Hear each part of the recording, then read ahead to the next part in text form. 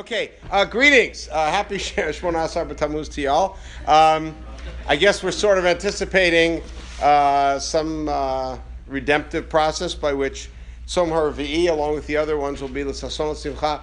Let me just ask you a side question. It's late afternoon. Y'all been fasting. We've all been fasting. So let's take it off the record, on the record, but off of the chart for a moment. Everybody's familiar with the passage in Zechariah Chet. Kol Mar Hashem, Tzom HaRevi'i, Tzom HaChamishi, Tzom HaShvi, Tzom HaAsiri, Yu Levet Yehuda L'Sason L'Simcha, V'Amet V'Ashalom Havu. Good. And we all know what the Gemara says about that. Identifies a contradiction. It's a tzom. It's L'Sason L'Simcha. Is that necessarily a contradiction? Not necessarily. Think about Yom Kippur, but okay, we'll leave that alone. And we identify it as a contradiction because we see Tzom HaRevi'i, Tzom HaChamishi, etc. as being sad days. And then it say Yu Levet Yehuda L'Sason L'Simcha, and identifies it as a contradiction. Really, the contradiction is already answered within the pasuk because it says Yihiyu. So in other words, the contemporary fast one day will be. But the Gemara, in order to sharpen it, identifies it as saying these are sad days and these are happy days. What's the resolution of the Gemara? How does the Gemara, famously, Rosh Hashanah Yud Chet, in case you need to look it up here.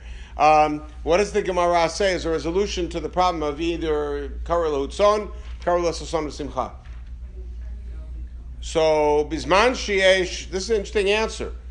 We think that it means, because we sort of, this is an example among many of statements of Chazal that get sort of popularized, but by being popularized, they get sort of simplified also. And so the way that we typically read the statement of Chazal is that Bizman Hazeh, it's a tzom, Bimot HaMashiach, it's going to be a day of happiness. As a matter of fact, this became a huge cornerstone of the biggest machloket in Europe in the 18th century. The biggest machloket in Europe in the 18th century was about whether particular individuals were secretly followers of Shabtai Tzvi. Notably, Rabbi Yaakov Emden's aim at Rabbi Yonatan Eibeshitz as being a Sabbatian, even though Shabtai Tzvi was long dead. And one of the markers, one of the pieces of that machloket was an interesting little piece, is that the Shabtaim secretly celebrated the Arbat Tzomot because they claimed Mashiach had come. And so for them, the Arbat Tzomot were days of happiness. Now the way that this came about was that Rabbi Yonatan Eibeshitz's wife died, Elka died, on Asara B'Tevet. And on the tombstone, which was a long poem, it supposedly said, it really didn't say this, it supposedly said, Asara Tevet shenehafach lanu liyagon. Asara Tevet has now been turned into a sad day. So if it's been turned into a sad day, that means it was a happy day. How can it be a happy day? You must be a follower of Shabtai Tzvi, etc. In fact, it's never said that, but that's a whole different story. Ayin Sham, the tombstones in Altona. We're actually ready. Okay, but this was still a good intro. So they would actually maintain it. Now, by the way, the status of Jews around the world did not notably improve after the arrival of Shabtai Tzvi. Important to note that.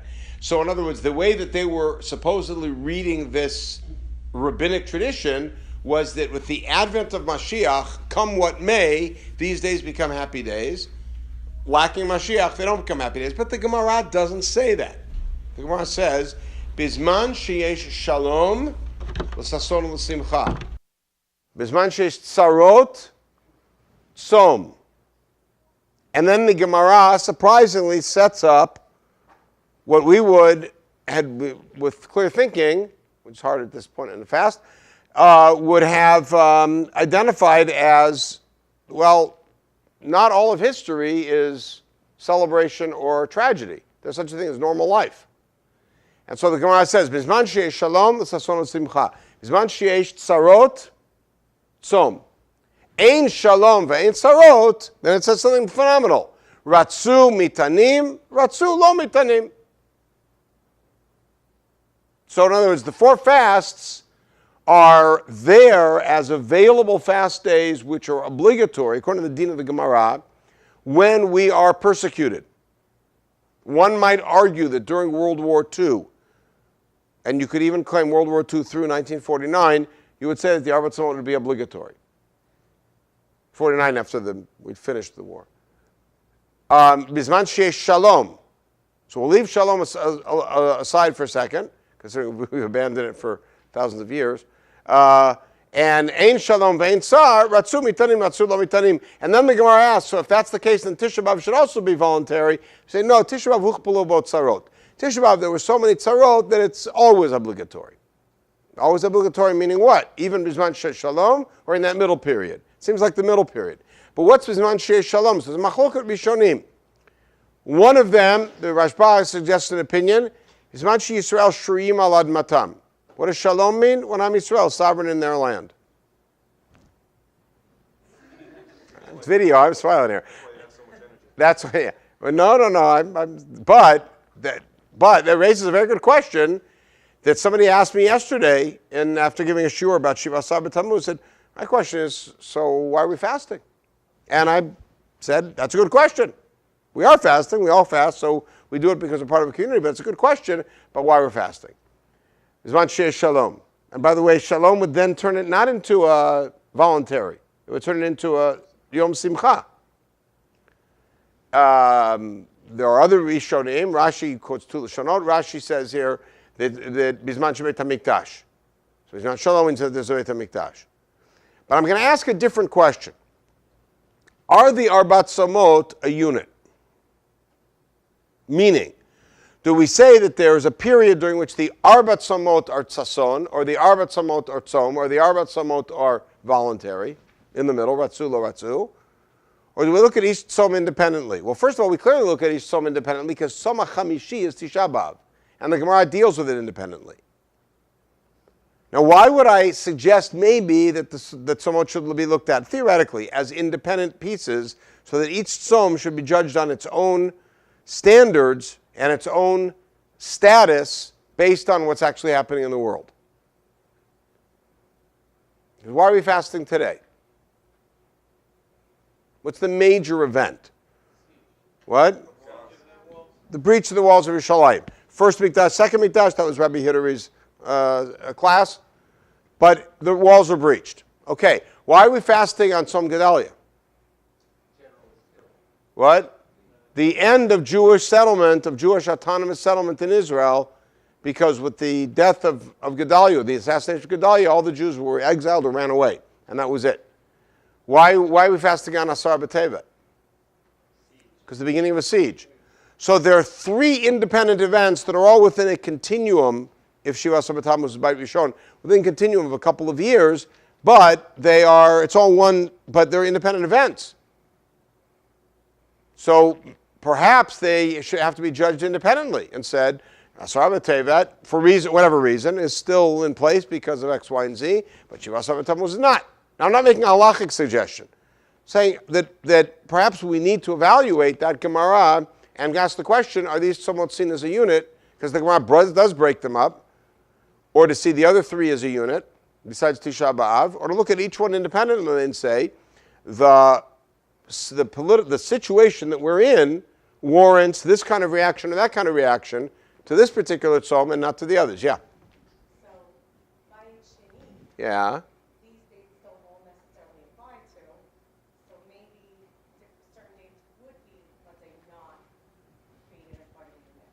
Right, so for instance, Tzom Gedalia, you're saying? Because Tzom Gedalia has nothing to do with Beit Sheni, it's all a Beit Rishon event.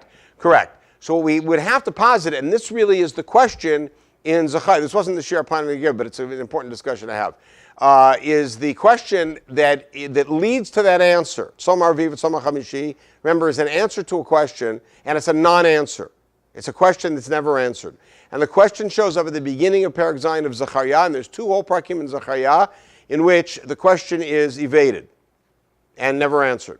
And the question asked is, Ha'evkeh b'chodesh ha'chamishi, nazer, etc., meaning the people come to Zechariah. Bayit has been rebuilt. Beit HaMikdash has been rebuilt. And there's a delegation that comes from Bavel to ask Zechariah whether we should keep mourning on the month of Av. And his answer essentially is that you don't even get the question. His answer is that you're fasting for me, you're not fasting for me. You got to look at the causes that led to the destruction and fix them. And that's why there's a constant emphasis in those parakim, including in that pasuk, V'haimet v'shalom ehavu. Shalom shiftu b'sha'arechem. You have to correct all of the ills, the social injustice, the corruption of justice. Those are the main things that led to the Khurban. That's what it's about. So you're asking the wrong question. Now, does that mean that he's saying not to? No. So what we end up doing is we end up adopting those 4 fasts, even though Gedalia clearly has nothing to do with Bayit, how do you call it, Bayit Sheni, and Asar Teva doesn't as a date. And nonetheless, we sort of read them as being related to Bayit Sheni because clearly, in the end, the same thing, the same result happened. The question is now. B'chazdei Shamayim, we're, one could argue, certainly in a better position than we've been in 1900 years, and one could argue we're in a better position than we've been in 2,000 plus years, 2,800 years. It depends how you view Bayit Sheni. So anyhow, the reason I bring that up is because the Mizmor that we're going to take a look at together over the course of the next 41 minutes or so is a very popular Mizmor. You have it in front of you. It's commonly referred to as B'shuv Hashem because Shir HaMa'alot, it's like people say, do you want to say Shir HaMa'alot? You look at it, which one? It's kind of like I teach in a high school, and there's always somebody going, hey, Rabbi, and 15 people turn around. Doesn't really help much, right? Shir HaMa'alot is 15 rabbis, 15 prakim. In the Ashkenaz world, did I say it right? Ashkenaz world. After a meal with gluten on Shabbat and Chagim, we usually preface Birkat HaMazon by reciting this parak. So people say, let's sing Shir HaMa'alot. Good. I really am always tempted to start singing Esayinai because it's also Shir HaMa'alot, whatever. Come up with a good tune for Zechor Hashem LeDavid. But this commonly known as B'shuv Hashem. The reason I mention that is because before deciphering the parak, and we have 3 jobs here. First job is to just understand the parak, what it's about, and then understand the structure and the message, and then ultimately perhaps a larger piece coming out of it and what its original purpose was, because Prakim of Tehillim were composed in order to be performed in the Mikdash. Prakim of Tehillim were composed in order to express a particular kind of feeling, whether it's appreciation, whether it's desperation, whether it's calling out, whether it's serenity. And so we got to figure out what's going on. So we're going to go step by step. We'll start at the beginning, Shir HaMa'alot. On this printout, the first 2 words after Aleph shouldn't be there because Shir HaMa'alot I put up on top because they're really not part of the main part of the text. How do we refer to the 2 words Shir HaMa'alot? They're called a superscription or a koteret. You want to impress people at a party, say superscription. Don't try to say it 3 times, you'll break your teeth, and then you won't impress anybody. But Shir HaMa'alot is not part of the text itself. It is introduction. What does it mean? Shir HaMa'alot. By the way, many of the Shirei HaMa'alah or Shirei HaMa'alot are popular. We say them all the time. I believe in Arvit, Esayinai Alei Arim, correct? Okay, in Shacharit of Shabbat and Chag, say L'Lei Hashem Shayalanu, right? We say several of the prakim. So it's very common. What does Shir HaMa'alot mean? 15 steps going from the Ezrat Nashim. So please explain. What is Shir HaMa'alot then? These are the songs. So which came first, the steps or the songs? You see the problem? It's if you're saying there were always 15 steps, and then somebody came along and composed 15 songs in honor of the steps, and then they got sung on the steps, then you're going to have to posit that the steps predate whom? Well, that's a little bit of a problem, because I know that there's unique and interesting construction notions, but building 15 steps before the building's there, right, a little bit difficult, all right?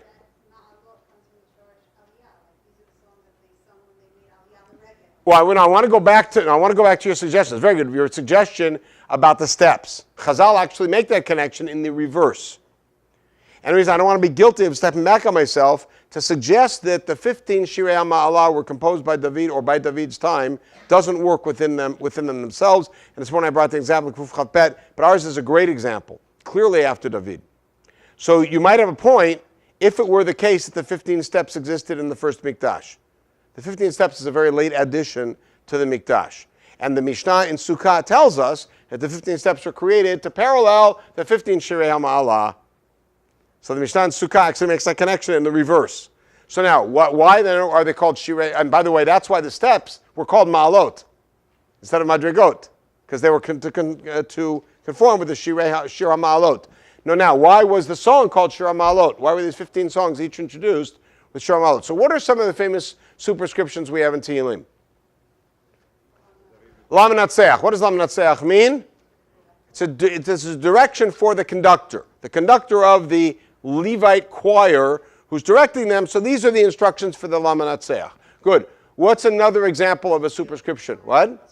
Maskil. So Maskil, there are those who believe, I think Malvi raised this possibility, Maskil was actually the name of an instrument. All right? We have several clear examples of instruments, such as Perek Chet, Perek Yud Bet, Lam Natseach ala Shminit. What's a Shminit? An 8-string lyre.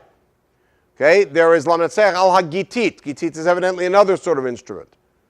So some of these superscriptions are musical introductions. Some of them are ascriptions, meaning either the author, like a colophon, or a dedication. So you have Mizmor Le'asaf, you have several of those. Rabbi Yidutun. So you have named by evidently the composer, and then you have a whole range of them that involve David as part of the introduction. Shir Ma'alot LeDavid, David Mizmor, Mizmor LeDavid, etc. And in all of those, you really have to look at and say, was this composed by David or in honor of David, meaning in honor of David's memory? Because some of them seem to be much later, such as Kuf Chafet would be an example. But Shir Ma'alot, what does it mean itself? Because some of the others, like I said, are musical directions or ascriptions to particular individuals. So, reference to a scale, which would then mean what about this song? Song of Ascent, going up. So going up where? What? So the suggestion was made, it's a very common suggestion, to say these are songs that were sung by pilgrims going up to Yerushalayim. The problem is that then you have to look at the 15 and find a common theme which fits Aliyah L'Regel. Essa Inay Al Arim is perfect, beautiful. Samachti Ba'omri Beit Adonai Nelech is amazing. Lulei Hashem Shayalanu doesn't work so well. Mi Malakim Kraticha doesn't work at all. So the problem is that you don't have a consistency within the 15 that would explain it. So you said something about music. Good. So there are two suggestions that are made that are sort of in parallel, which seem to be the only ones that actually work because the 15 have no common theme. Matter of fact, two of the prakim are what we refer to as Mizmorei Chochmah. We're familiar with Safruta Chochmah, wisdom literature and Tanakh. Which books do we have that are wisdom literature? Mishlei and Iyov and Kohelet. Observations about life. There are several prakim of Tehillim that are also Mizmorei Chochmah, and two of them are in the Shir HaMa'alot list. Shir HaMa'alot Lishlomo, Im Adonai lo yivnei ir, shav shakad shomer. Right? Adonai lo yivnei bayit, shav amnu bonabo. And that's all Chochmah, meaning observations about life, philosophy, theology. The next one is even more powerful. Ashrei kol yirei Adonai lech b'derchav, yigia kapecha ki tochel ashrecha v'tov lach. This is all chokhmah. It's not prayerful. It's not appreciative. It's observations. It's advice. And so associating this with an event becomes very difficult. But if you associate it with ma'alot as being a musical scale, then what does it mean? So it may mean that each one of these has a particular musical scale, maybe a consistent one, and it's a direction to the conductor. Do this one ma'alot style. Right. Chacham makes a different suggestion, which is appealing, in his Dot Mikra, which the Shir HaMa'alot refers not to the musical style, but to the lyrical style. If you look at the lyrics in all 15 of them, they all use a very limited lexicon, meaning there's very few words in each parak. The words repeat a lot. We'll see an example in ours, but I'll give you an example from probably the most well-known. Shir LaMa'alot Esayinai Aleharim Me'ayin Yavo Ezri Me'im Adonai Shemayim Va'aretz. So the word Ezri is repeated, and it's like bootstrapping, and so it's like Ma'alot. And so that's what he suggests. If you look through all 15, that's the common theme that they have.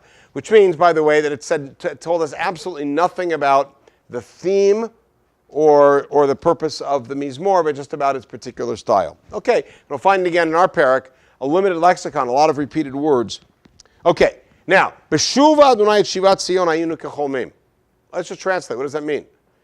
B'shuv. Now, what do you do with a bet in front of a verb in Hebrew? What does bet mean in front of a verb? When? When, upon, right? So, B'shuv Hashem et Shivat Zion. Okay, so now, let's step back for a second. We always have to ask this question when we're studying a parak of Tehillim. Who wrote it, when, and why? Now, the who, I'm not going to get a name, David ben Chaim. I'm not going to get that. But who, meaning in what group, what person was going to undergone what circumstance was motivated to write it, why were they motivated to write it, and if possible, what's the setting? Like what time period? So what time period could we ascribe this to? Say again? Perhaps when Koresh makes his announcement that we're allowed to return.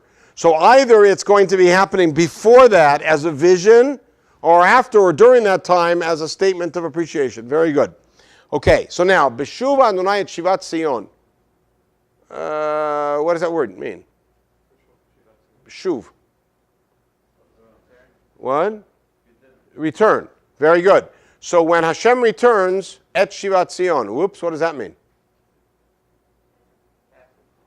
So if Shivat Zion means the return, we'll get to captives, the return, then the grammar's wrong. What should the verb be? Not B'shuv, but rather Behashiv. Behashiv. When Hashem returned the returnees of Zion. Right? Now you could argue, because once in a while you have et as meaning with, as opposed to an accusative. V'shav Adonai elecha tshvutcha v'richamecha, v'hi Adonai et Yehoshua, etc. So you do have such examples. So you could make that argument, but it's weak. Because here you do have another option. What does my Shivat Zion mean? The captives from Shevi. So when Hashem returns the captives of Zion, or the fortunes of Zion, shall we say, their possessions. Okay, so when that happens, and here's the word that's going to drive us crazy, hayinu. Hayinu kecholmim. Before kecholmim, which is don't drive you crazy word, what is hayinu? We were. What else could it mean? We would have, we will be, we would have been. There's a lot of possible things here. Why would we argue that hayinu means we were? Please. Because that's what hayinu means. Okay, sorry. Hayinu means we were. So we would argue that hayinu means we were. It's simple.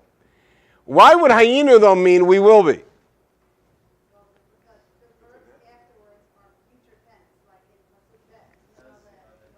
Right, because the vision of the next two psukim is all a future vision. And hayinu, there's nothing limiting us in interpreting Tanakh, a past tense word like that is future. B'shuva Adonai Shivat Zion hayinu kecholmim. When God does that, then we will have been as dreamers. Now, what does that mean, we will have been as dreamers? Does that mean that then we're going to live the dream? It could be. Could be, I have this amazing dream of coming back to Israel. Not living the dream. We have a friend who made Aliyah a number of years ago, and his website, his blog, I think it's called Living the Dream. Okay, fine. I love it. What else might it mean? So some of the Rishonim actually suggest Hayinu kecholmim means when we do return, then now will seem like a dream. A nightmare. In other words, when we return, we're going to look back and look at this as some sort of a just terrible nightmare, like we just woke up from a nightmare and now the reality is we're home. So there's a lot of different possible reads in Hayinu kecholmim. Rashi, for instance, in his Perush on the Gemara in Tanit, says that when the Geulah happens, the Galut will seem like it was a bad dream. The Ibn Ezra says the opposite. He says that the Geulah is going to be so amazing, it's going to be dreamlike. Now, everybody plays with kecholmim this way, and I'm going to stick to kecholmim. I just want to mention, just to complete the record, that there are some who read kecholmim as a different word than dreaming. The Targum translates kecholmim as kecholim, meaning one of the words for a refuah is hachlama. Kecholmim means like we will be like healed. Dahoud in his commentary makes a suggestion which is A lot of fun. It's extravagant. I don't think it holds any water, and this is definitely a pun. But he says kecholmim is actually kechol hayam. And the idea is that we'll be coming back in such huge numbers. Kechol hayam, which of course is the exact opposite of what we really read in Ezra Perek Bet when we come back in poultry numbers. But interesting suggestion. I'm going to stick with the mainstream here, which is kecholmim as dreamers, one kind of a dream or another, and at the end I'll suggest what kind of dream it is. Now, Azimales chokpinu ul shonenu rina. Simple translation. It's kind of easy. What does it mean?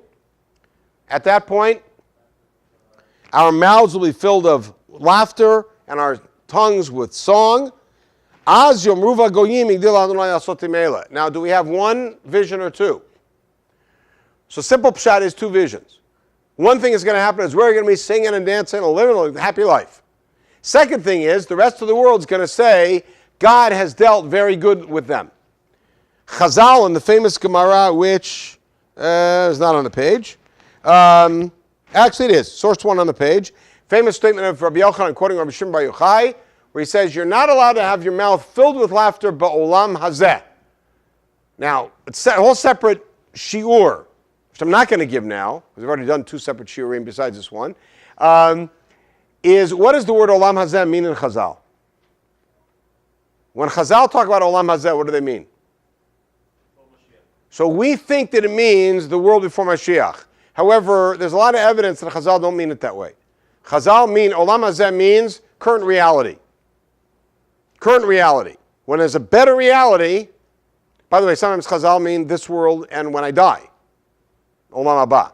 Olam haba just means whatever's coming next. It could be afterlife, meaning death. It could be meaning the spiritual world after death. It could mean a new reality. It could be Mashiach. It all depends on context. Clear from this context, it means new reality because he says, "Asur adam shemalei schok piv ba'olam hazeh shenemar az yimalei schok pinu shonenu rina ematai bizman shemuv hagoyim yigdel Adonai asot imela." He reads, at least midrashically, this sentence as being one thing.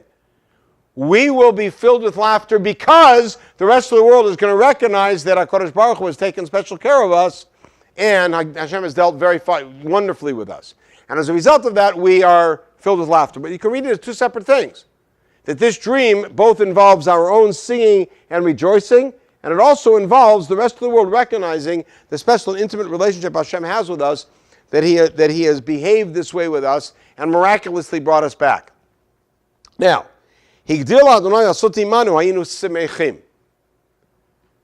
now, when is this being said?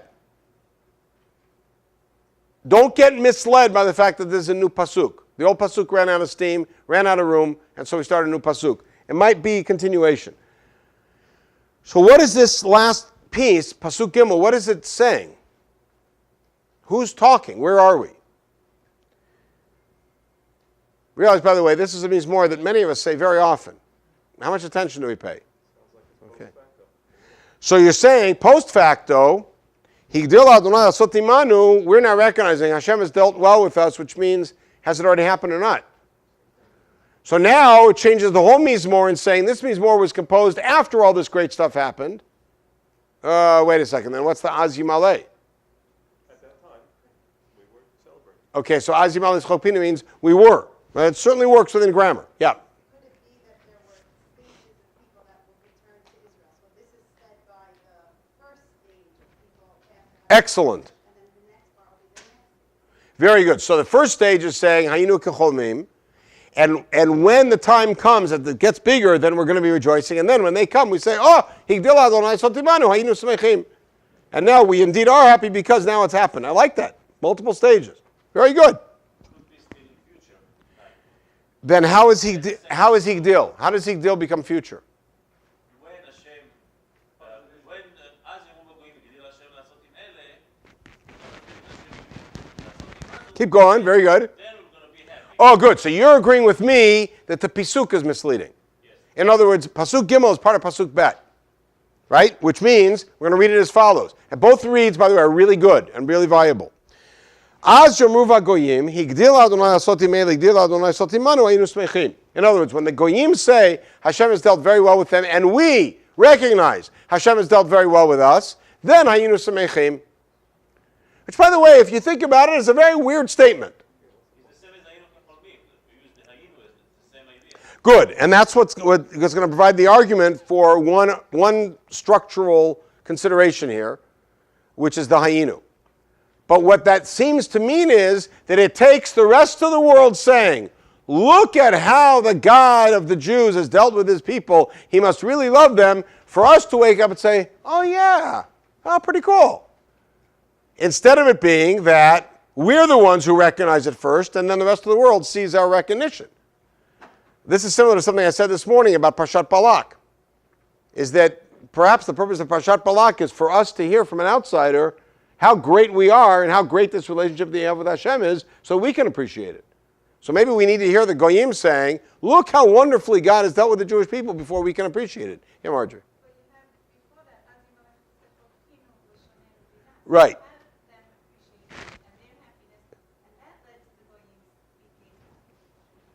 Right, opposite of Rabbi Yochanan. You're saying the opposite of Rabbi Yochanan. Rabbi Yochanan says, why are we happy? We're happy because the Goyim are saying Gdil. You're saying the Goyim are saying Gdil because they see we're happy. Excellent. Excellent. So then we're going to go with the stage theory of redemption, coming in stages. Very good. And it doesn't have to be stages of people necessarily, stages of awareness. So what you're going to say, Marjorie, is then, we will be happy, right? Because Hashem has brought us back. That's going to lead to the Goyim saying, taking note of it and looking at this amazing people and the way that their God has dealt with them. And that will then reflect back of us being able to come to a full awareness. Beautiful. That's a great sequencing. I didn't even think of that. It's great. Wonderful. But we're here to learn Torah together, so that's fine. That's great. Now, Pasuk Dalet is very confusing. Shuvah Adonai Shvitenu ka'afikim b'negev. I left the Ktiv in there, but Shuvah Adonai Shvitenu, God, please return our what? Our captives. Ka'afikim b'negev. Afikim b'negev is channels or wadis in the Negev. The notion here is of seeing a sudden flash flood of lots of water coming in the Negev.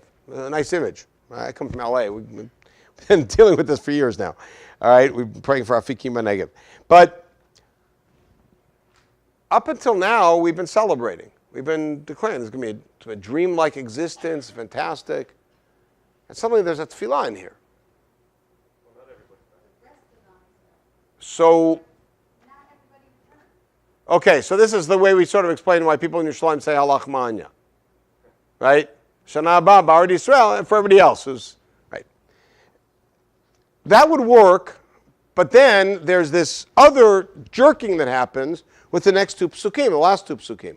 So let's just read them, get them straight as far as we understand, and we'll see how out of place this whole piece is. Hazorim b'dim'a b'rina yiktzoru. What does that mean? The people who plant b'dim'a, meaning while crying, b'rina yiktzoru, they celebrate with harvesting. What does it sound like? What book does it sound like? It sounds like exactly a pasuk out of Mishlei. Kohelet, perhaps. So there are Mizmorei Chochmah, but this is not a Mizmor Chochmah, this is a Mizmor Hodayah. What is this doing in the middle of a Thanksgiving psalm? And how does this relate to the pasuk before it?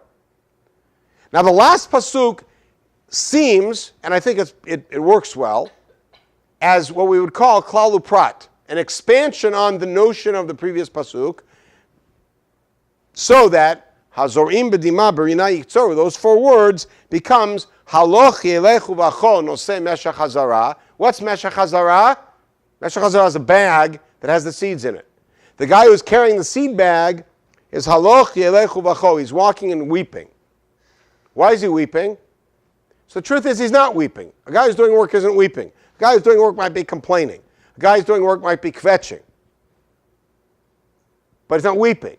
But we're kind of borrowing it because we want to make the point, which is, Boya voverina nosei alumotav. But when he carries the sheaves, meaning at harvest time, he will be walking and singing. And that rina is the same rina as we had at the beginning. What is this doing here? Perspective. In the continuity of history, they see the big Okay, but why this particular image?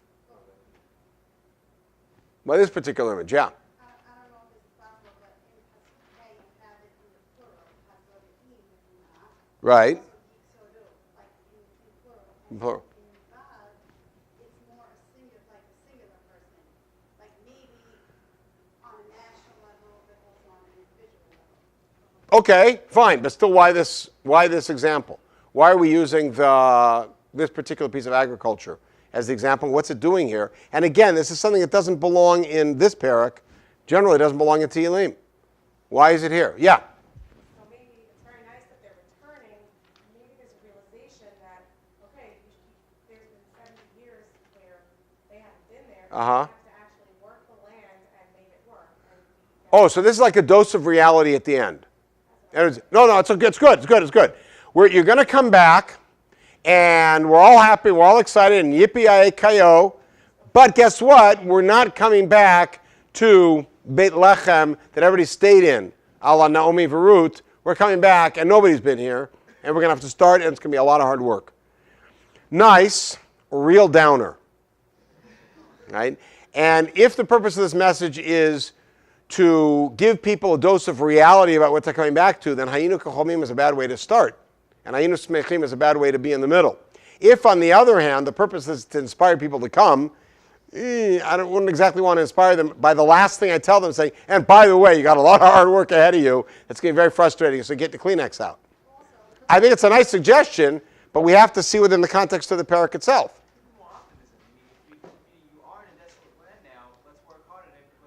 Oh, good. So now, what your two positions are, whether this is being said in Bavel or being said in Eretz Yisrael. If it's said in Bavel, then it's a dose of reality, and they got that problem. If it's said in Eretz Yisrael, you're saying, don't worry the fact that right now you're weeping because with time, the swamps will be drained. Right, the work will happen. And it takes several cycles for that to happen, but you'll be singing. Could be. It's certainly possible.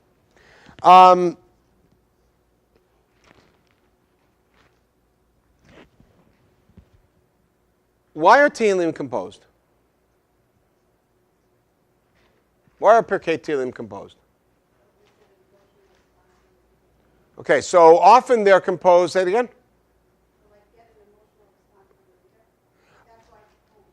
Okay, so I'm going to take what you said and split it. Sometimes it is an emotional expression by the leader, and he or she is trying to express, typically he is trying to express before HaKadosh Baruch Hu or before the group a feeling about something, gratitude, desperation, whatever it may be. However, it's composed to be performed publicly, which means there's a second piece to the puzzle.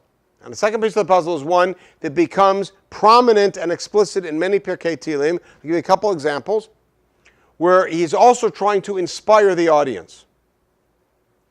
So I'll give you an example. Shir Ma'alot Mima Makim, we're all familiar with? Okay. Mima Makim Kiraticha Adonai. So what is the person saying? At some point in the past, I called out to you. Who's he talking to? Hashem. However, guess what? There's an audience there, and he's saying that for the audience's purpose, as you'll see.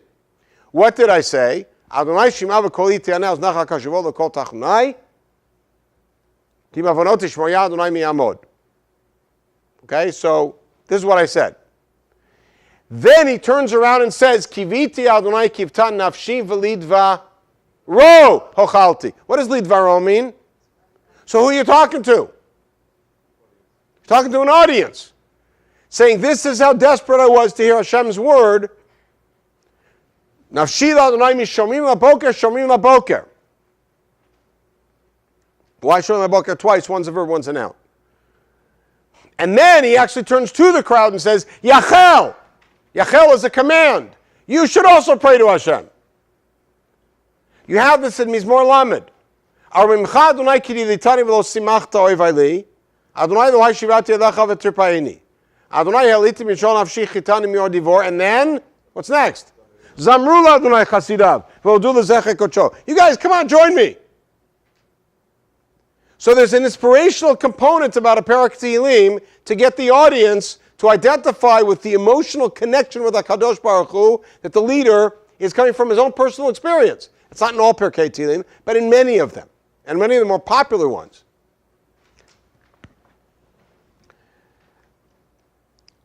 I would like to suggest that this parak was composed in Bavel. Perhaps after Hatzarat Koresh, or at the time of Hatzarat Koresh, or perhaps even before. It was composed specifically to inspire people about the future. But there are terms that are used here that are aimed at the audience to awake a particular association to create that inspiration. Shir HaMa'alot. Okay, that's not part of it. Beshuv Adonai Shivat Zion Hayinu Kecholmim. So read it the way, again, somebody show him read it. Here we are in Galut.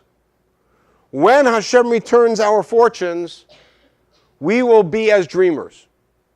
Does that mean that what we're going to select, Ibn Ezra says, it will be dreamlike? Or does it mean we'll look back on this existence here and it'll all be a dream? Right now, I'm not concerned. Hayinu Kecholmim. Still saying this is a performance for an audience? It's ultimately going to be performed in the Mikdash, and perhaps it's even being composed with that in mind, of the future. But the audience hearing it on the day of its composition is in Bavel? Is in Bavel, right. And there's a forum for that presentation? Whatever the form may be, it may be the Levim at Naharot Bavel, when they have a chance when they do take the Kiddurot down. Meaning right now, we're sad. Right now, we're Bachinu. And I believe that this Mizmor is very much written with awareness of and a response to Al Narot Pavel.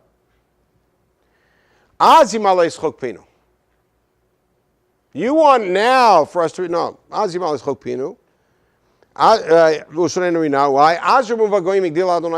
Which is the exact opposite of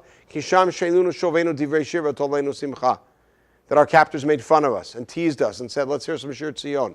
No. We're going to rejoice when the rest of the world recognizes that Hashem has done greatly with us. And at that point, we'll realize, now, part of the problem of this parak, before we go further, is how to break it up.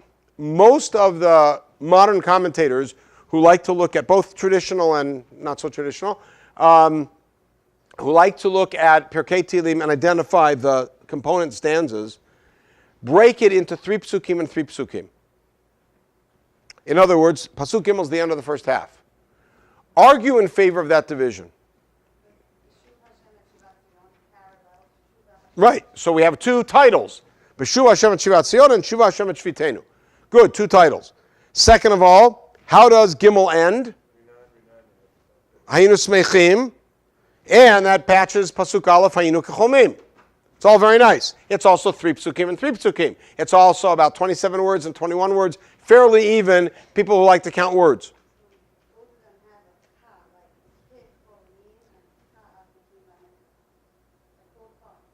So you're saying in both titles, use like an imagery. Kecholmim and Kafikim Anega. Beautiful. I don't think it's the correct division.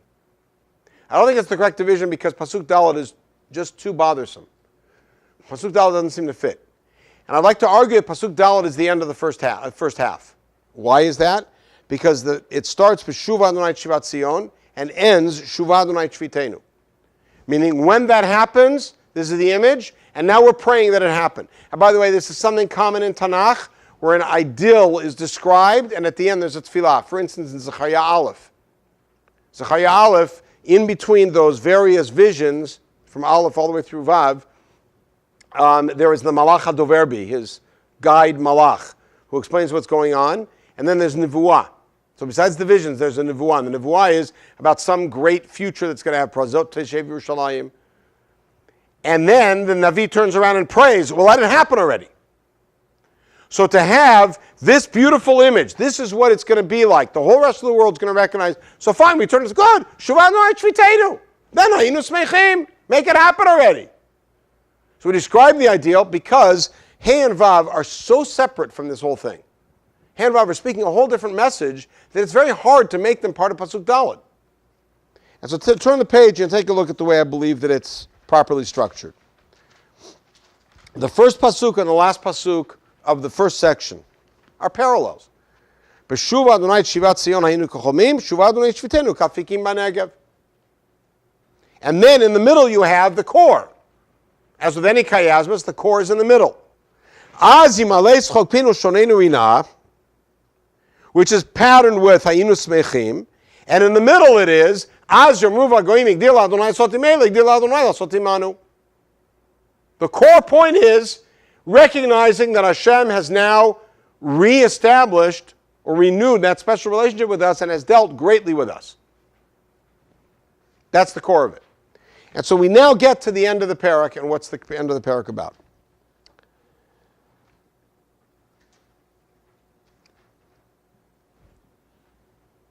Why can't you say in the first three pesukim, so this is being written in Babel, the first three pesukim are the future, and the last three pesukim are the present. So Pasuk Dalet opens up the Tefillah, and Hazorim Dima is like planting the seeds of redemption. It would be great if Hazorim B'Dima was in any form of a tefillah. But Hazorim B'Dima is all in the style of Chokhmah. It's is a Tefillah. right.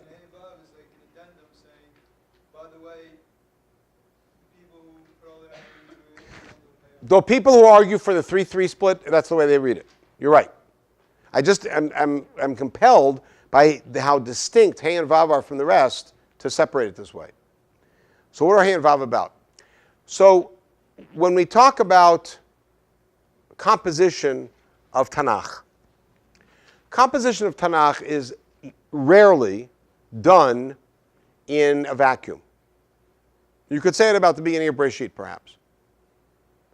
But already in later parts of Breshit, you see deliberate echoes of earlier parts of Breshit. In Shemot, there are explicit references to Breshit. In Dvarim, is filled with explicit references to everything up until Dvarim. And when you start with Nevi'im Rishonim, you have no lack of explicit references, whether it's legal or narrative or prophecy, that show up as references to the early piece, because the notion is that the audience is an audience that's familiar with Tanakh, and that the references are going to create an association for them. There's perhaps no greater example of this than Megillat Esther, which is filled with allusions to earlier books of Tanakh to create connections for us. Subtextual connections that only the knowledgeable and sensitive reader is going to get. And the assumption is that the Jewish audience is that sensitive reader. Here we are in Bavel. We're in Galut. Now, Galut Bavel, which we think of as a golden Galut, because reality was that within a very few years, the Jews acclimated so well that when the chance came to leave, they didn't leave. And they stayed there, so much so that they became members of the Persian court, as we know. Megillat Esther. So we think of it as relative to the rest of Jewish history as a smooth ride. But relative is always relative. Meaning, if you know all of Jewish history and you look back and say, yeah, that was the easy Galut. But if you have no frame of reference, then this is just Galut. This is the first Galut in history. Since we came into Eretz Yisrael, since we left Mitzrayim, this is the first time that we've been exiled. And exiled is harsh. Exile is a terrifying thing. Exile is a sense that God has abandoned us. Either that or that our God has been defeated by their God in pagan terms. It's terrifying. It is psychologically just destructive. And so I believe that the Mishorer, in order to inspire his audience to return, but more critically, to give them hope about that return, deliberately picks a figure that we know of, that even the audience who may not be Baki, B'chol Sifrei Tanakh, however many there were at the time, would still know this story and know this character. What? Say it again? Yosef, exactly. Who is the only person in our history who somehow found a way in the deepest, darkest hole of Galut to excel and succeed and ultimately engineer things so that we got home? Yosef. Yosef. And where's the association with Yosef here? So if I ask you, which character in our entire history is associated with dreams, you might say Daniel, but you'd have to say Yosef. Even in the, remember that great song, Efoim Avotenu, by Chalonot HaGvohim? You know that? Efoim Avotenu, Avraham she'yakodet Yitzchak, Yosef she'achlom lanu chalomot. Even in popular culture, we know Yosef is the dreamer. And I'm staying away from Broadway, right? Because he got the pasim wrong. Yeah. Thank you very much. Now, alumim is a word that shows up twice in Tanakh. That's it. It shows up here, and it shows up in the Yosef story. So what is the author deliberately trying to do? To create a Yosef connection at the very beginning, at the very end. Hayinu kechomim immediately brings to mind Yosef. Remember Yosef. Yosef was in a pit, about to die in the desert. He was pulled out and rescued, brought to Egypt, came to the top of his household. Framed for a rape, an attempted rape, thrown into a pit again. Royal, club fed, but nonetheless a pit. And ultimately becomes the most powerful person in the world. Saves his entire family and ultimately engineers our return, albeit after his death. Pakod, yifkod, etc., etc. And so therefore the imagery that's utilized here is an imagery of Yosef to inspire the people about the possibility of weathering a galut, succeeding after a galut, and returning. Hazorim b'dima barina yitzor, I believe, is a common folk aphorism that is borrowed here. A piece of wisdom. And it's borrowed because of one word. Alumotav. Alumotav. Last piece. If our dating is correct, and I think there's kind of no way around our dating of this, is somewhere around Galut Bavel, then that means it comes after all of Beit Rishon. And the image of the Meshech HaZerah is an image that's already been found earlier on at the end of the book of Amos. Amos, whose nevuot are harsh. Nafla lo tosif kum betulat Yisrael. It's really harsh. Hinei yamim bayim vishlachti ra ba'aretz. Halo chimnei kushim atem li beit Yisrael. You know, different than they are. Very harsh. The end of Sefer Amos, as happens with almost all Sifrei Nevi'im, ends on an upbeat. What's the upbeat? Let's read it. Hinei yamim bayim, bottom of page 2. Hinei yamim bayim ne'um Adonai v'nigash choresh ba'kotzer. What's going to happen? Now, by the way, this is Hinei Yamim Bayim, the same Navi who said Hinei Yamim Bayim Vishlachti Ra Ba'aretz. And here it's Hinei Yamim Bayim V'nigash Choresh Ba'kotzer. What's a choresh? A plower. When do you plow typically? We'll call it October. When is the kotzer being kotzer? May, June. Why would the choresh and the kotzer bump into each other? Because there's so much stuff to harvest that the harvest season is now blending and overlapping with the plowing season. It's crazy. It's wild. V'nigash choresh b'kotzer v'dorech anavim b'moshech hazara. Who's the dorech anavim? The guy who stamps the grapes. When do you stamp grapes? After you harvest them and you're making wine. And that guy is going to crash into the guy who's planting seeds. Because the seasons are overlapping. There's so much stuff. And what's the guy planting seeds called? Moshe Chazera. But we're not done. Imagine that. The mountains themselves are going to give forth juice and fruit. That's what Eretz Yisrael is going to look like. V'shavti et shvut ami Yisrael. And so our Mishorer, in order to inspire the people, is pulling both on the ancient image of Yosef, someone who could succeed in Galut, and the far more recent image presented by Amos of the future, which is the Moshe Chazera, bumping into the Dorech Hanavim, and Shavti et Shvut Ami Yisrael. Uvanu Arim Neshamot. And it's important to read this because we have to realize we are living in a time that Amos prophesied about, and we read it right in front of us. Uvanu arim neshamot v'yashavu. They're going to build desolate cities and they're going to live there. V'natu'uch chramim v'shatu et yenam. I'll tell you personally, I have a minhag. I go to Israel always during the 9 days, because we have our Yemei Iyun, the seminar in Alon Shvut. And I always stay for 2 days after Tisha B'Av. And the day after Tisha B'Av, I have a friend, and together we go out on a winery tour. So when Tisha B'Av is really on Tisha B'Av, we have to wait until 12:15 or whatever time it is, 12:45 for Chatzot, to fulfill this. To enjoy Yenot Eretz Yisrael. It's part of this amazing Nevuah. V'natu chramim v'shatu et yenam. V'asu ganot v'achlu et prihem v'tatim al admatam. And listen to the beautiful imagery. They will plant, and they will reap, and I will plant them in their land. That, of course, is our tefillah, that our geula that we are privileged to experience is a geula which is forever, and then our return will be one in which we will no longer be kechomim, but ke'irim and kesharim shirei hoda'ah al shivat Zion.